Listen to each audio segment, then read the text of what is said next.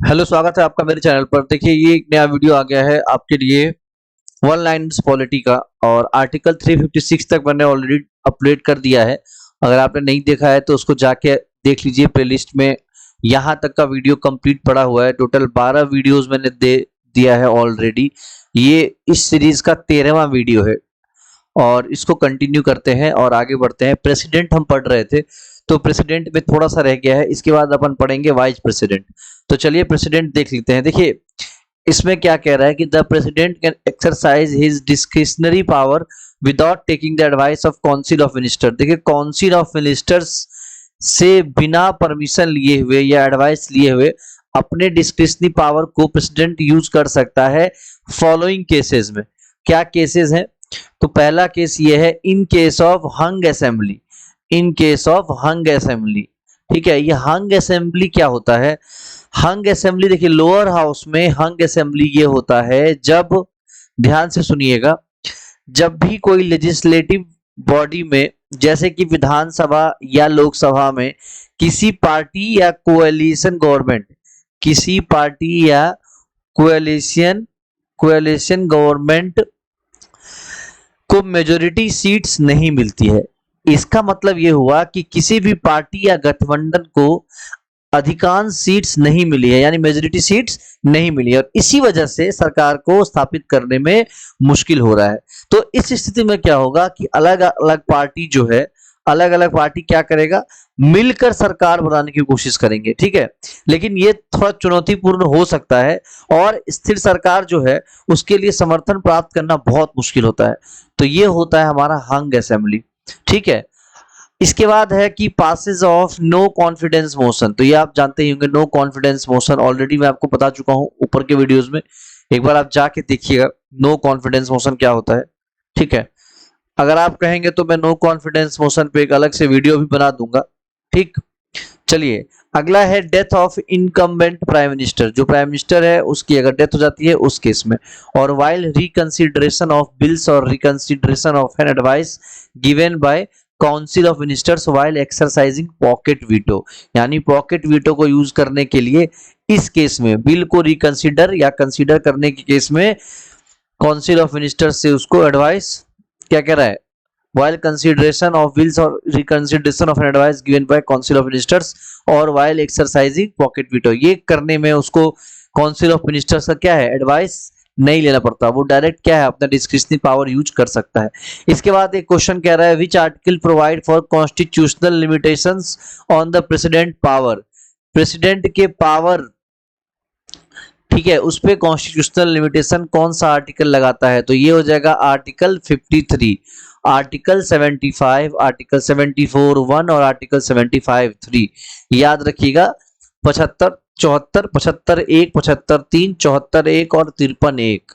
इसके बाद है द इम्पीचमेंट प्रोसेस, ये आर्टिकल 61 में है। तो डायरेक्ट क्वेश्चन ये भी आ सकता है कि इम्पीचमेंट किस आर्टिकल में है, या तो ये आ सकता है और या ये भी आ सकता है कि ये किससे लिया गया है, किस कंट्री से। तो आंसर हो जाएगा यूएसए।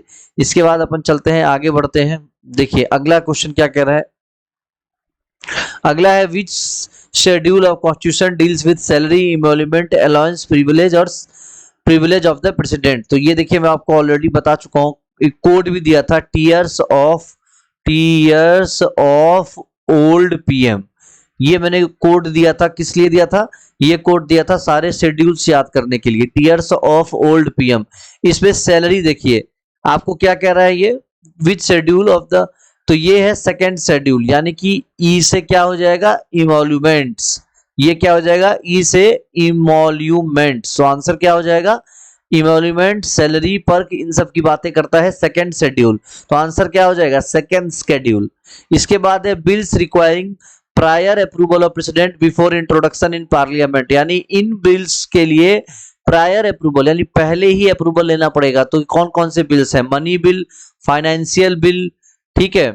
इसके बाद bills involving taxation in states और रीडिफाइनिंग एग्रीकल्चरल इनकम, ठीक। Bills seeking restriction of freedom of trade, bills seeking restriction of freedom of trade, commerce and intercourse and bills altering boundaries of state और changing names of state. तो ये जितने bills हैं, इन सारे bills में prior approval president से आपको लेना पड़ेगा, तभी इस बिल को आप आगे बढ़ा सकते हैं।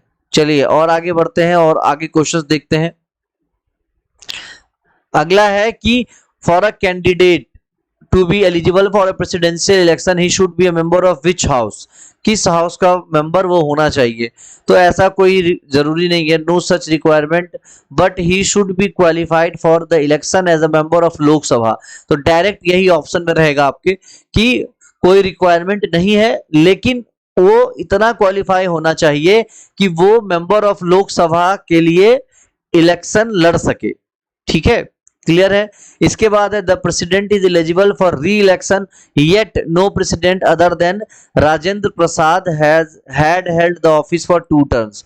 तो ये बहुत इंपॉर्टेंट हो जाता है कि कौन सा ऐसा प्रेसिडेंट है जिसने 2 टर्म्स के लिए अपनी प्रेसिडेंटशिप की है। तो ये है डॉक्टर राजेंद्र प्रसाद, और कोई भी ऐसा प्रेसिडेंट नहीं हुआ है।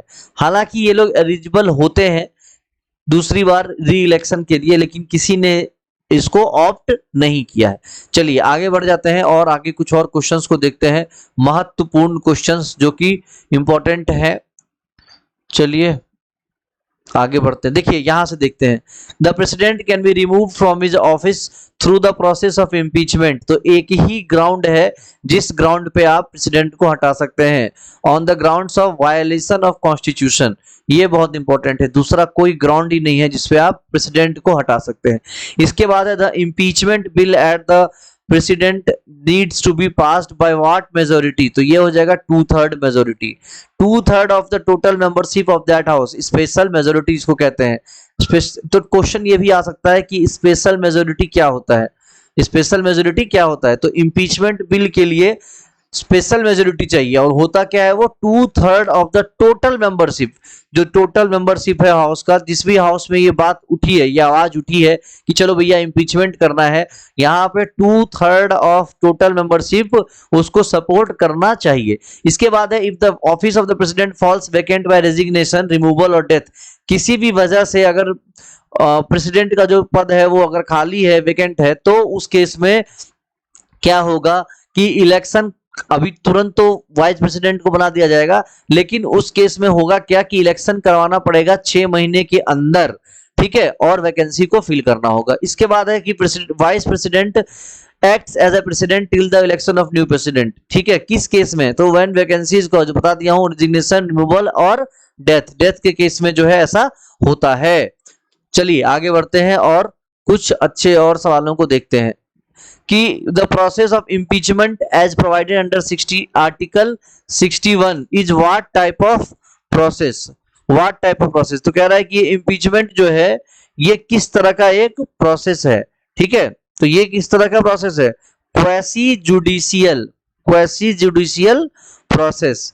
अगर मैं क्वेसी जुडिशियल प्रोसेस की बात करूं कि क्या होता है, तो जी हाँ दोस्तों, क्वेसी जुडिशियल प्रोसेस होता है कि इस केस में इम्पीचमेंट जो है, देखिए इसको क्या कहते हैं हम लोग, इसको कहते हैं क्वासी न्यायिक प्रक्रिया। ठीक है, क्वासी न्यायिक प्रक्रिया ये क्या होता है, देखिए ये प्रक्रिया उस समय होता है जब किसी अथॉरिटी या आधिकारिक गवर्नमेंट द्वारा फैसला देना होता है। ये तब होता है जब किसी अथॉरिटी या आधिकारिक गवर्नमेंट द्वारा फैसला देना होता है, जो कि न्यायालय के जैसा होता है, लेकिन वो न्यायालय से नहीं है। ठीक है, तो इसको कहते हैं हम लोग क्वेसी जुडिशियल प्रोसेस। इसके बाद चलिए अगला क्वेश्चन देखते हैं, कौन सा वीटो जो है इंडियन प्रेसिडेंट को अवेलेबल नहीं है, तो ये है क्वालिफाइड वीटो, याद रखिएगा। ड्यूरेशन क्या है पॉकेट वीटो का, तो ये आपको बताया ऑलरेडी कि कोई स्पेसिफिक ड्यूरेशन नहीं है। ज्ञानी जैल सिंह ने ये यूज किया था, और जब उन्होंने पोस्ट ऑफिस बिल एक आया था, उसको पॉकेट वीटो से उसको इनफाइनाइट टाइम के लिए अपने जेब में रख लिया था, और फिर वो बाद में वो बिल कैंसिल हो गया था। इसके बाद है which constitutional amendment made it obligatory for the president to give assent to the constitutional amendment bill. तो ये है 24th constitutional amendment act 1971। Clear हो गया। चलिए तो इस वीडियो में इतना ही, अगले वीडियो में अपन देखेंगे कुछ और क्वेश्चंस, कुछ और बेहतरीन और वन लाइनर देखेंगे प्रेसिडेंट और वाइस प्रेसिडेंट से रिलेटेड। चलिए धन्यवाद, सब्सक्राइब कर लीजिए चैनल और खूब सारा शेयर करिए। Thank you.